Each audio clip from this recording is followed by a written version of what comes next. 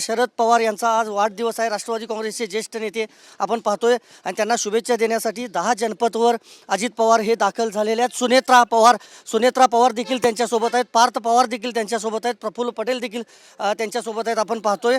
आणि काल खरं तर बैठकीच्या निमित्तानं राज्याचे उपमुख्यमंत्री अजित पवार हे राजधानी दिल्लीमध्ये दाखल झालेले होते आणि त्यानंतर आपण पाहतोय आत्ता जे 6 जनपद जे निवासस्थान आहे शरद पवार यांचं, त्या निवासस्थानी अजित पवार हे दाखल झालेले आहेत। सुनील तटकरे प्रदेशाध्यक्ष त्यांच्या अजित पवार यांच्या राष्ट्रवादी काँग्रेसचे ते देखील आहेत। सुप्रियाताई यांनी त्यांचं स्वागत देखील केलं आहे। छगन भुजबळ देखील त्यांच्यासोबत आहेत।